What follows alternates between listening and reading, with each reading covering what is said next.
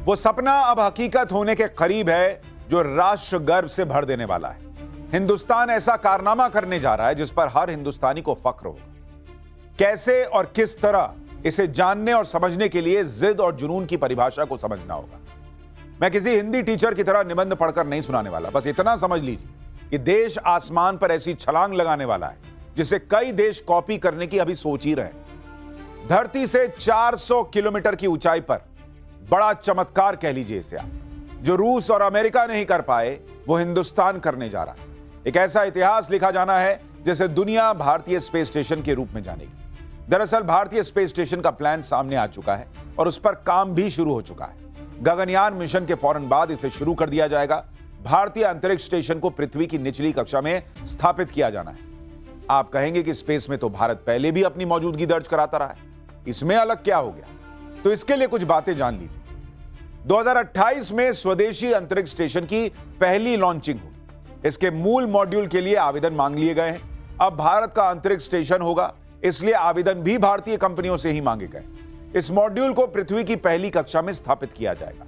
इसके जरिए वैज्ञानिक प्रयोगों को आसान किया जा सकेगा। भविष्य में अंतरिक्ष अभियान से जुड़ी तकनीक भी जुटाने में कामयाबी मिलेगी। सबसे बड़ी बात, ऐसा होने से भारत को अंतरिक्ष में अपना स्थायी ठिकाना मिल जाएगा।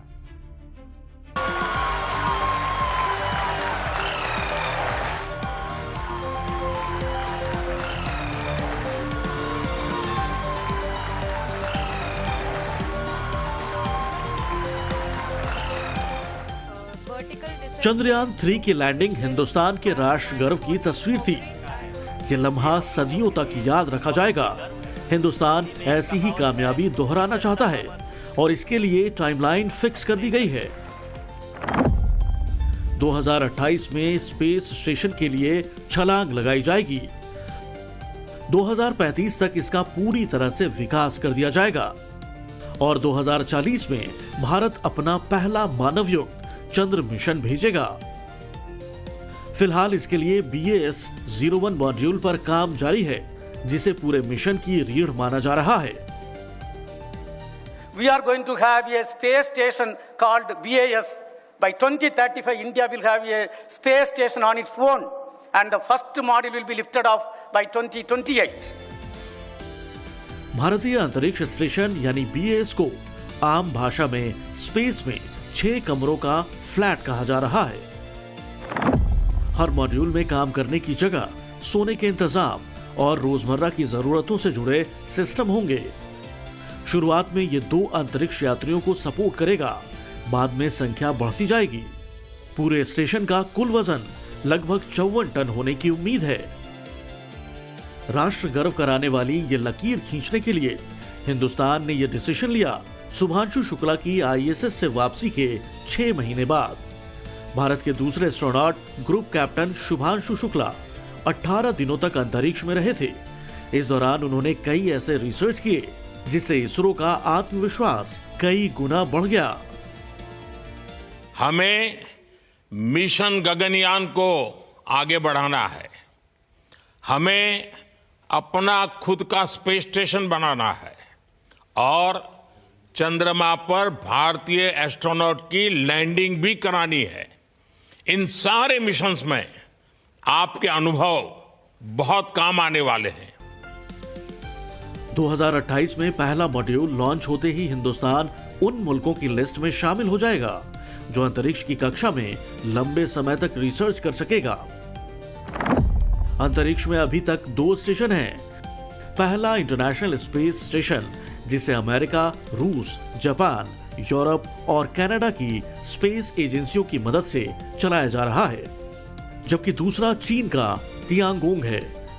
2022 से इसका संचालन पूरी तरह से चीन करता है। इसी इंटरनेशनल स्पेस स्टेशन में पहुंचकर इसरो अब तक एक्सपेरिमेंट करता रहा है, मगर अब राष्ट्र गर्व की पिक्चर और ब्रॉड होने वाली है। और यह सिर्फ एक मिशन पर गर्व करने की बात नहीं है। भारत ने जिस तरीके से पिछले कुछ सालों में स्पेस में अपनी नई इबारत लिखी, दुनिया में अपनी पहचान बनाई, वो हर भारतीय को गर्व करने का मौका दे रही है। आज से 20-25 साल पहले गांव में रहने वाले ज्यादातर लोगों को पता तक नहीं था कि इसरो भारतीय है या फिर अमेरिकी एजेंसी नासा का पार्ट है क्या। सुनकर मजाक लग सकता है, लेकिन यह सच है। लेकिन कहते हैं ना, कई बार ऐसी तस्वीरें सामने आती हैं जो डायनेमिक्स चेंज कर देती हैं। 7 सितंबर 2019 की यह तस्वीर कौन भूल सकता है, भुलाई भी नहीं जा सकती। यह हमें और आपको राष्ट्रगर्व की भावना से जोड़ती है। चंद्रयान 2 का विक्रम लैंडर जब चांद पर उतारा जा रहा था तो संपर्क टूट गया। इस खबर के सामने आने के बाद पीएम मोदी तब के इसरो चीफ के सिवन से मिले और उन्हें गले लगा लिया। वो रो रहे थे, लेकिन पीएम खुद भी भावुक हो गए और नरेंद्र मोदी ने उन्हें गले लगाया। मैंने शुरुआत में जिस जिद और हौसले की बात कही थी वो इस तस्वीर में दिखती है। इसरो ने पीछे मुड़कर नहीं देखा। उसको समझ में आ गया कि आज की डेट का नेतृत्व कामयाबी पर पीठ थपथपाता है तो नाकामयाबी पर गले लगाता है। हौसला बढ़ गया और आज की तारीख में आप देख लीजिए, कम बजट में बड़े बड़े इतिहास रच दिए गए। 2023 में चंद्रयान 3 की चंद्रमा के दक्षिणी ध्रुव पर सफल लैंडिंग भारत ने की। देश का पहला सौर मिशन आदित्य L1 भी इसी 2023 में सक्सेस हासिल कर चुका था। 2017 में एक साथ 104 उपग्रह लॉन्च किए गए। इनमें सिर्फ 3 इंडिया के थे, बाकी satellites America, Israel, Kazakhstan, Netherland और स्विट्जरलैंड के थे। मतलब दुनिया कह रही थी कि भाई मेरा सामान भी ले जाओ। 2017 में इसरो ने GSAT-17 नामक संचार उपग्रह छोड़ा, जिसे 15 सालों के लिए डिजाइन किया गया। 2013 में पहले ही अटेम्प्ट में मंगलयान के जरिए मंगल ग्रह तक पहुंचने का करिश्मा किया। 1993 में इसरो ने PSLV प्रक्षेपण यान को तैयार कर दिया। इसरो को पहली बड़ी कामयाबी मिली थी 1975 में, जब आर्यभट्ट को बनाया और स्पेस में स्थापित किया। यह पूरी तरह से स्वदेशी स्पेसक्राफ्ट था। ये जो उपलब्धियां आपको मैं बता रहा हूं, ये कोई कुछ दिन चंद घंटों की मेहनत नहीं है और अकेले भी इसे नहीं हासिल किया गया। दशकों की मेहनत, छोटे छोटे प्रयोग, लगातार सीखने की प्रक्रिया इसका हिस्सा रही। और इसलिए राष्ट्रगर्व में हम आपको यह कहानी सुना रहे हैं। हमारे देश के वैज्ञानिकों ने जो किया है उस पर हमें गर्व होना चाहिए। 60 के दशक में एक सपने से शुरू हुआ इसरो का सफर चांद और मंगल तक पहुंच चुका है। राष्ट्रगर्व कराते इसरो की तरक्की को रिकॉल कराती यह तस्वीर देख लीजिए। कैसे साइकिल और बैलगाड़ी पर रॉकेट के पुर्जे ढोने से शुरुआत हुई थी। जब इसरो के पास ट्रक या भारी भरकम वाहन नहीं, तब वैज्ञानिक इसी तरह अपने संकल्प और सोच से कामयाबी की कहानी लिख रहे थे। उन दिनों में न तो मॉडर्न मशीनें थी, ना ही बहुत बड़ा बजट, लेकिन कुछ करना है, अलग हटकर करना है, दुनिया भर में नजीर पेश करनी है तो करके दिखाया। तरक्की के सफर में जो जुनून और जिज्ञासा दिखी, उसका इंपैक्ट देख लीजिए। आज उम्मीद के मुताबिक रिजल्ट आने लगे और इसके लिए पैसा बड़ी बड़ी फिल्मों से कम खर्च हो रहा है। हिंदुस्तान के स्पेस स्टेशन का बजट कई बार हॉलीवुड की फिल्मों से भी कम होता है। वो अभी मूवी आई थी ना अवतार, पता है उसका बजट था 1900 करोड़ रुपए और हमने चंद्रयान 3 भेज दिया था 600 करोड़ रुपए। सोचिए, अवतार फिल्म पर जितना पैसा खर्च हुआ उसके 1/3 पैसे में हम 3 बार चांद पर लैंडिंग कर सकते हैं। मतलब चांद पर लैंड कर सकते हैं और उतने पैसे में तो 3 बार कर सकते हैं। यही तो है वो कहानी जो राष्ट्रगर्व से भरती है।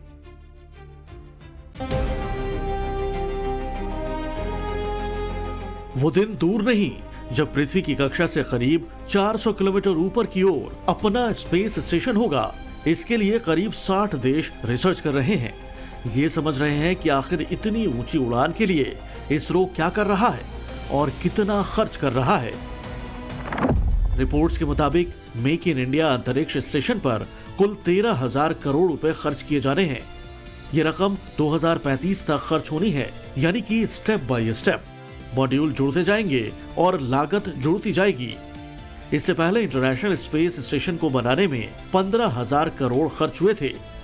ये साल 2000 की बात है। अब तक के निर्माण और रखरखाव का हिसाब करें तो 12.6 लाख करोड़ रुपए खर्च कर दिए गए। नासा ही इसके चलाने के लिए अकेले हर साल 25,000 करोड़ से 35,000 करोड़ रुपए खर्च करता है। इसरो के पास बजट सीमित है, मगर चैलेंज ज्यादा। किसी प्रोजेक्ट की लॉन्चिंग के लिए इसरो को कम वक्त मिल रहा है। 2 प्रोजेक्ट के बीच कई दूसरे प्रोग्राम भी निपटाने होते हैं। चीन और रूस की प्रतिद्वंदिता का इसरो पर भारी दबाव है। हालांकि इन सब के बावजूद दुनिया के कई देश इसरो से कह रहे हैं कि हमारा सैटेलाइट भी लॉन्च करा दीजिए। सैल्यूट आपके परिश्रम को सैल्यूट, आपके धैर्य को सैल्यूट, आपकी लगन को सैल्यूट, आपकी जीवटता को सैल्यूट, आपके जज्बे को। आप देश को जिस ऊंचाई पर लेकर गए हैं, ये कोई साधारण सफलता नहीं है। ये अनंत अंतरिक्ष में भारत के वैज्ञानिक सामर्थ्य का शंखनाद है। ये तस्वीर 2026 के शुरुआती दिनों की है। इसरो का 46वां PSLV अभियान फेल हो गया। 16 सैटेलाइट स्पेस में गायब हो गए। तकनीकी रूप से भले ही इसे सेटबैक माना जाए, मगर इसरो पर भरोसा इतना ज्यादा कि PPP प्रोग्राम के तहत एक बड़ा प्रोजेक्ट मिल गया। These domains are very important, and that's why the government has recently taken initiative to open up the space sector, bring in more private investment and private participation in space. It's a domain that cannot be kept, controlled and regulated. Of course, there is some knowledge need to be controlled and regulated, but the application domains, doing work, creating value in this, has to get out of those walls that have been covering the space systems. ISRO अपनी असफलताओं को छुपाता नहीं है। इसरो बताता है कि किसी test में कहां कमी रही, उसकी वजह क्या थी, ऐसा क्यों हुआ, सब डिटेल में बताया जाता है। पूरी दुनिया को जानकारी दी जाती है कि हमसे ये चूक हो गई। छुपाए भी क्यों भाई, क्या जरूरत है छुपाने की। पाकिस्तान को देखिए, पता ही नहीं चलता कि किससे अपने सैटेलाइट लॉन्च कराएंगे, हो भी पाएगा या नहीं। पैसा है नहीं उनके पास बॉस, खुद का SLV नहीं, पैसा तो बाद में आएगा, दिमाग भी नहीं। पाकिस्तान के 8 सैटेलाइट ऐसे ही बताए जाते हैं जो ऑर्बिट में गए, वो भी चीन की मदद से। चीन भी अपने अंतरिक्ष मिशन को बहुत कम सामने रखता है। इसी साल चीन के 2 बड़े फेलियर एक ही दिन में हुए, मगर किसी को बताया ही नहीं। यही फर्क है भारत के इसरो में और दुनिया के दूसरे देशों में। इसे कहते हैं हमारी देश की स्पेस एजेंसी की ईमानदारी। फिर यही सोच भरोसा बढ़ाती है। इस प्रक्रिया के दौरान जो सीख मिलती है वो इसरो को खास बनाता है। बॉस, क्या ये जानते हैं, राष्ट्रगर्व का एहसास कराते इसरो ने कई सैटेलाइट तो फ्री में लॉन्च की है, 1 रुपया नहीं लिया। यह बात आपको कभी बताई गई थी क्या? भारत ने अपने पड़ोसियों का खास ख्याल रखा। अफगानिस्तान, बांग्लादेश, भूटान, मालदीव, नेपाल, श्रीलंका, ये वो सार्क देश हैं जिनके लिए भारत ने GSAT-9 लॉन्च किया। इसमें लागत आई थी 450 करोड़ रुपया, और यह खर्च जानते हैं किसने उठाया? भारत ने। पाकिस्तान इस प्रोग्राम का हिस्सा नहीं बना, इंडिया से चिढ़ और फिर इसरो की कामयाबी की जलन से। लेकिन भारत ने कह दिया, भाई साहब आप नहीं शामिल होंगे तो क्या हम अपने मिशन को लॉन्च नहीं करेंगे क्या? 5 मई 2017 को यह मुमकिन करके दिखा दिया भारत ने। इसरो ने नवंबर 2022 में भूटान के लिए नेचुरल रिसोर्स मैपिंग और दूसरे कामों के लिए INS-2B लॉन्च किया था। जापान, कनाडा, जर्मनी के शुरुआती क्यूबसैट, जिन्हें यूनिवर्सिटी सैटेलाइट भी कहते हैं, इनके लिए छोटा मोटा खर्च लिया था। इसरो अब तक 36 देशों के 434 सैटेलाइट्स लॉन्च कर चुका है और इससे करीब 4200 करोड़ रुपए की कमाई हो चुकी है। मौजूदा दौर में यह दुनिया भर का कुल 2% है, लेकिन अब टारगेट अगले 10 साल में इसे 10% की हिस्सेदारी तक ले जाने का है। इसरो की कामयाबी के इतने चैप्टर हैं जिन्हें अगर सुनने बैठिएगा तो टाइम कम पड़ जाएगा। इस वीडियो को देखिए। अमेरिका इसरो के इस सफर को सलाम कर रहा है। इसी दिसंबर में इसरो ने 6100 किलो वजन का अमेरिकी सैटेलाइट लॉन्च किया।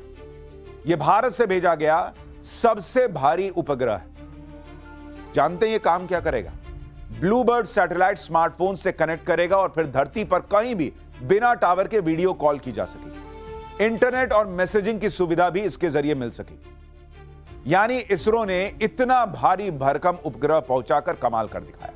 पहाड़, जंगल, रेगिस्तान, समंदर, कहीं भी हो आप, घर के किसी कोने में बैठे हो, इस सैटेलाइट की बदौलत जो मैंने सुविधाएं बताई वो हर किसी को मिल जाएंगी। सिग्नल आ रहा है, नहीं आ रहा, फोन लेके इधर से उधर घूम रहे हैं, उसका झंझट ही खत्म बॉस।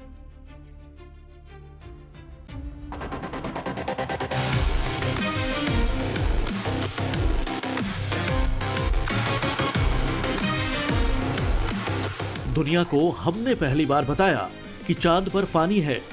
312 दिनों तक इसरो के मिशन चंद्रयान-1 ने चंदा मामा से डेटा और तस्वीरें भेजी थी।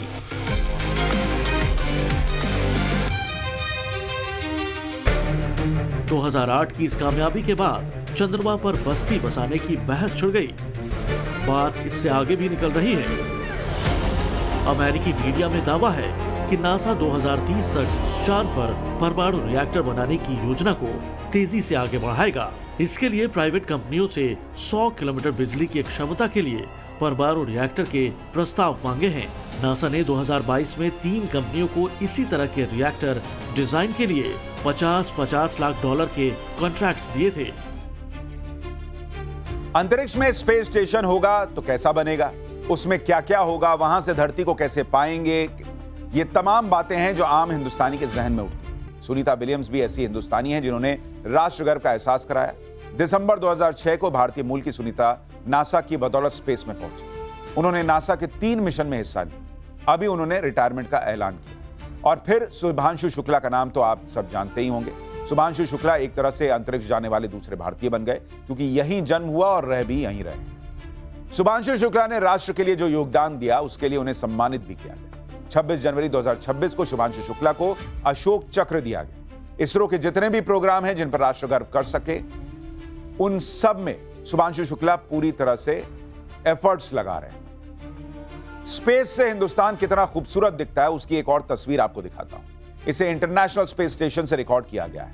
हिंदुस्तान की यह तस्वीर 2028 में अपने यानी देसी स्पेस स्टेशन से भी दिखाई देगी। फिर आप कह सकेंगे कि वाकई ये तो अद्भुत है। ये देखिए, अभी तो दूसरे के स्पेस स्टेशन से आप देख रहे हैं ये भारत ऊपर से कैसा दिखता है। इसरो अंतरिक्ष से देश की सुरक्षा में कैसे काम आ रहा है उसकी तस्वीर भी हर कोई देख चुका है और पाकिस्तान भी इससे अच्छी तरह वाकिफ है। ऑपरेशन सिंदूर के दौरान इसरो के सैटेलाइट्स ने पीओके में मौजूद आतंकी ठिकानों को ध्वस्त करने के लिए रियल टाइम इमेजिंग और नेविगेशन प्रोवाइड कराया था। और आपको शायद मालूम नहीं होगा, मगर ये समझिए 400 से ज्यादा वैज्ञानिकों की टीम ने 24 घंटे 7 दिन काम किया था। कार्टोसैट और रीसैट सैटेलाइट्स ने खराब मौसम और रात के वक्त भी पीओके की सटीक तस्वीरें भेजी थी और फिर जो हुआ वो तो पूरी दुनिया के सामने। इसी ऑपरेशन के बाद भारत ने अगले 52 ऐसे सैटेलाइट लॉन्च करने की योजना बनाई है जिससे दुश्मन की हर हरकत पर नजर रखी जा सके और इसका पहला सैटेलाइट अप्रैल 2026 में लॉन्च हो सकता है। इसरो जिस तरह टाइम टू टाइम राष्ट्र के लिए गर्व के पलों को सामने ला रहा है, उन्हें शब्दों में बांधना काफी नहीं, ना इसे एक दायरे तक सीमित रखा जा सकता है। बहुत सारी उपलब्धि और कहानियां ऐसी हैं जो इतिहास के पन्नों में दर्ज हैं। तो समय के साथ हम ऐसे ही गर्व कराने वाले किस्से, अनछुए पहलू, शख्सियत, एजेंसी या विकास को विस्तार से आपके सामने लाते रहेंगे ताकि ये देश